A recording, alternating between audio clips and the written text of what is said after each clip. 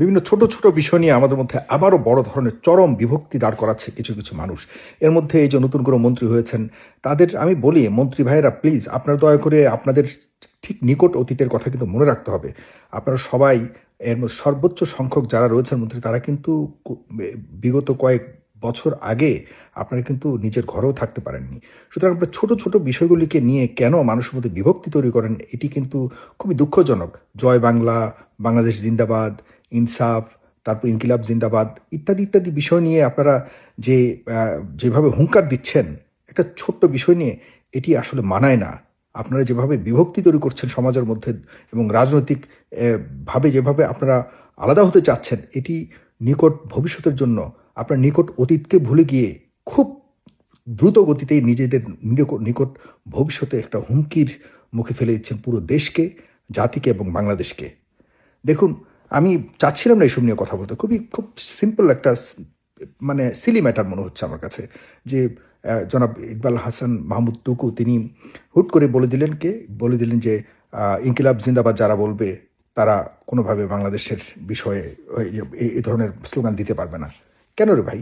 এই গত 24-এর যে আন্দোলন হয়েছে, গণ অভ্যুত্থান বলুন, বিপ্লব বলুন, যেভাবে দেখি না কেন, যেটার কারণে আপনি আজকে মন্ত্রী হয়েছেন, আপনি সহকারে আপনার দল আজকে বাংলাদেশের ক্ষমতায় এসছে, এই 24-এর পরিবর্তনের কারণে এগুলি আপনি নিজেও স্বীকার করেছেন, আপনার দলের প্রত্যেকটা সিনিয়র নেতারা স্বীকার করেছে। আপনি নিজে বহু বছর দেশের বাইরে ছিলেন, জানি না কোন সময় আপনি পুরো এই গত কয়েক বছরের মধ্যে আমি কখনো দেখিনি যে আপনি কোনো একটা বৈপ্লবিক অবস্থান থেকে কখনো কথা বলেছেন, শেখ হাসিনার বিরুদ্ধে কখনো জোরে সোরে কখনো আন্দোলন করেছেন, আমি অন্তত পক্ষে দেখিনি। আর অন্তত পক্ষে গত 10 বছরে আপনি দেশের বাইরে ছিলেন, এসেই আপনি কি বলেছেন, স্পষ্টভাবে আপনি চমৎকার একটা মন্তব্য করেছেন যে আপনি 1971 সালে যখন আপনি মুক্তিযুদ্ধের পর যখন আপনার অনুভূতিটা হয়েছিল, আপনি নিজেও একজন মুক্তিযোদ্ধা ছিলেন, আপনিও বঙ্গবন্ধুর শেখ কামালের খুব ঘনিষ্ঠ বন্ধু ছিলেন। আপনি তখন বাংলাদেশে মুক্তি যখন লাভ করলো তখন আপনি যে অনুভূতি পেয়েছেন, ঠিক সেম অনুভূতি আপনি এই 2024-এর পর বাংলাদেশে ফিরে এসে আপনি একইভাবে পেয়েছেন। কি কারণে আপনি দেশে বাইরে গেছেন? ডেফিনেটলি আপনি বাংলাদেশে থাকতে পারেননি, কিন্তু বিদেশ থেকে যে কী ধরনের ভূমিকা পালন করেছে সেটি দৃশ্যত তেমন কোনো কিছু দেখা যায়নি। তবে হ্যাঁ, বাংলাদেশে আপনি থাকতে পারেননি, যে কারণে বিদেশে চলে গেছেন। এরকম বিদেশে অনেকে চলে গিয়েও কিন্তু থেমে থাকেনি, প্রতিনিয়ত বাংলাদেশের জন্য কাজ করেছে এবং শেখ হাসিনার কাছ থেকে মুক্তি পাওয়ার জন্য সবসময় সক্রিয় ছিল। তাদের অনেকের খবরও আপনারা নেন না, কিন্তু আপনারা হঠাৎ করে এসে মন্ত্রী হয়েছেন, ঠিক আছে, যোগ্য, আপনারা অবশ্যই অনেক নির্যাতন হয়েছেন। কথা হলো এই ধরনের বক্তব্যগুলির কারণে আপনারা যে এই সমাজে বিশৃঙ্খলা তৈরি করছেন, বিভক্তি তৈরি করছেন, এটির জন্য কিন্তু বড় ধরনের ভবিষ্যতে আপনারা রাজনৈতিক পাবো হুমকির মুখে পড়বেন, এটি আপনারা লিখে রাখুন। এক আর দুই হলো কি কি স্লোগান, কি কি ভাষাগত বিষয়টা নিয়ে ঝগড়া হচ্ছে বা মুখোমুখি অবস্থানের যে জয় বাংলা, বাংলাদেশ জিন্দাবাদ এবং ইনসাফ, তারপর ইনকিলাব জিন্দাবাদ, প্রত্যেকটা শব্দেরই, প্রত্যেকটা বাক্যের, প্রত্যেকটা এই ভাষার এই বিষয়গুলি স্লোগানের এক একটা ঐতিহ্যবাহী অতীত রয়েছে।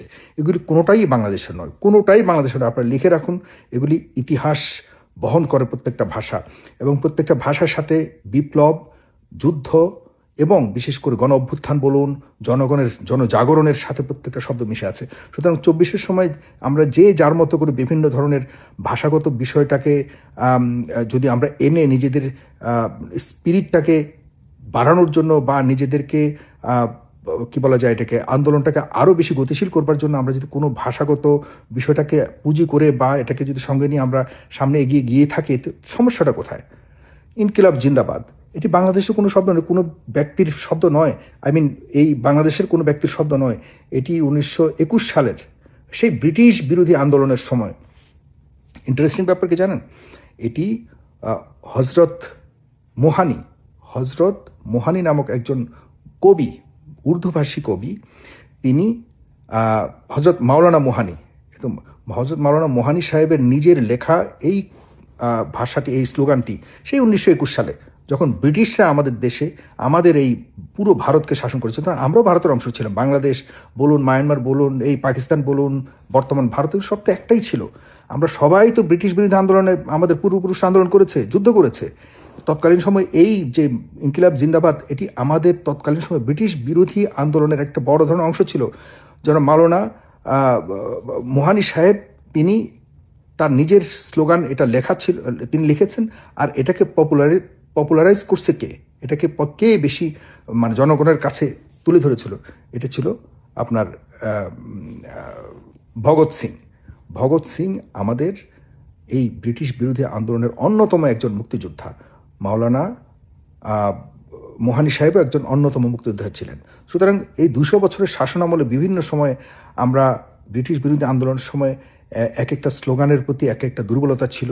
ব্রিটিশদের বিরুদ্ধে আমাদের তো অস্ত্র ছিল না। এই ভারতের যারা ছিল আপনার যুদ্ধ করেছে তারা তো নিরস্ত্র ভারতীয় ছিল, আমরাও ভারতীয় ছিলাম একটা সময়। আমাদের তো ইন্ডিয়ান ছিলাম, আমরা তো ইন্ডিয়া ছিলাম, ইন্ডিয়ার একটা অংশ ছিলাম। সুতরাং ওই সময়কার এই ইনকিলাব জিন্দাবাদ, যেটিকে একটা রিভলিউশনারি স্পিরিটের জন্য এই স্লোগানটা দেয়া হয়েছিল।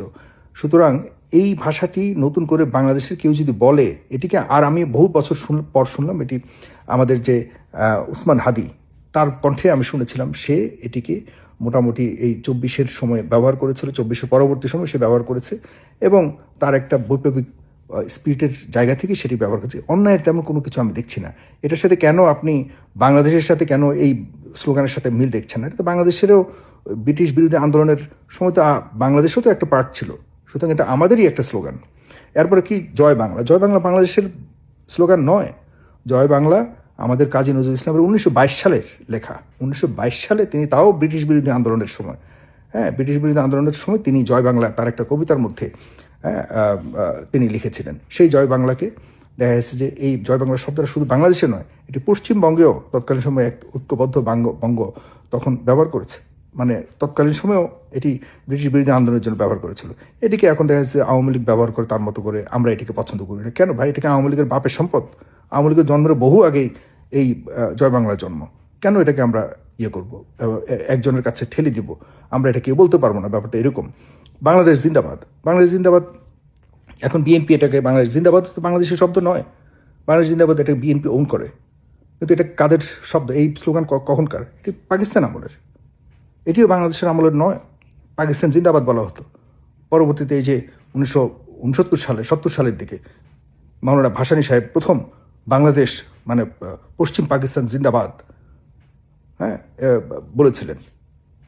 তো এই বিষয়গুলি তো আমাদের কি ভাবতে হবে। কোনো কিছুই আমাদের নিজস্ব নয়। আমরা এনে এগুলিকে আমাদের নিজস্ব সম্পদ তৈরি করে এবং নিজেদের মধ্যে একটা বড় ধরনের ঝামেলা তৈরি করছি। করে কি করছি আমরা এক নিজেদের মধ্যে একটা দেয়াল তৈরি করছি। কেন রে ভাই?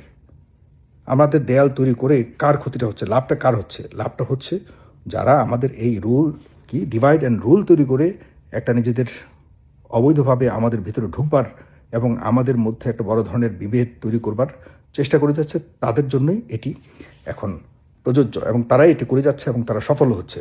আর মাঝখান থেকে প্লিজ আপনারা যারা মন্ত্রী হয়েছেন তারা একটু দয়া করে মানে চিন্তা ভাবনা করে কথা বলবেন। চিন্তা ভাবনা করে 24 না হলে আপনারা মন্ত্রী হতেন না। 24 না হলে আপনার সরকার গঠন করতেন না। প্রতিদিন সকালে ঘুম থেকে উঠে একবার করে মনে করবেন।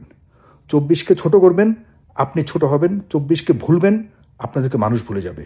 24কে হেয় করবেন, আপনি হেয় প্রতিপন্ন হবেন এবং এর জের কত ভয়ঙ্কর হবে চিন্তাও করতে পারবেন না। সুতরাং 1971 সালের হয়তো আমাদের জন্ম হয়নি, বা আমাদের এই 24-এর যারা যুদ্ধ করেছে বা আন্দোলন করেছে তাদের জন্ম হয়নি।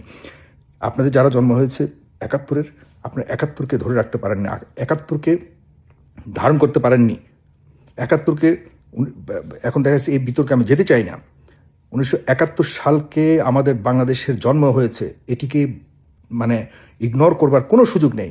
কিন্তু আনফর্চুনেটলি আমাদের এই জন্ম যুদ্ধটা, আমাদের এই মুক্তি যুদ্ধটাকে সম্পূর্ণভাবে ওন করেছে, বা সম্পূর্ণভাবে আমি কি বলবো, এটাকে একরকম নিজস্ব সম্পদ করে নিয়েছে আওয়ামী লীগ। বিএনপি এই প্রতিযোগিতা অনেক পেছনে ছিল। বিএনপির চমৎকার একটা সুযোগ এসছে 2024। এই 24-এর মধ্যে গণ অভ্যুত্থান বলুন আর বিপ্লব যেটা হয়েছে, এটি বিএনপির সবচেয়ে বড় অবদান, জামাত ইসলামের বড় অবদান। কিন্তু এই বড় অবদানটাকেও বিএনপি নিজেদের করে নিতে পারছে না। এটি এর চেয়ে বড় দুঃখজনক আর কিছু হতে পারে না। জনাব তারেক রহমান থেকে শুরু করে সবাই আপনারা যেভাবে গত 17 বছর কষ্ট পেয়েছেন, যেভাবে আপনারা নির্যাতিত হয়েছেন, এর ফলে 24-এর জন্ম হয়েছে, যে কারণে আপনারা দেশে ফিরতে পেরেছেন, আপনারা ক্ষমতা যেতে পেরেছেন। এটিকে যদি আপনারা বিলং করতে না পারেন, এর চেয়েও দুঃখজনক আর কিছু হবে না। মনে রাখবেন, এই সুযোগ হাতছাড়া করবেন না। আমি বারবার বলে রাখছি, ইতিহাস বড় একটি স্পিরিট, ইতিহাস বড় একটি শক্তি, যে কোনো দলের জন্য আদর্শ বড় একটি শক্তি। সুতরাং আপনারা 24-এর আদর্শকে লালন করতে পারতেন, ধরে রাখতে পারতেন এবং এটিকে নিয়ে সামনে এগিয়ে যেতে পারতেন। সামনের প্রজন্ম 24কে মনে রাখবে, কখনোই ভুলবে না। আপনারা যদি ভুলতে চান, মানুষ আপনাদেরকে ভুলিয়ে দিবে। Unfortunately, sorry to say, so be careful.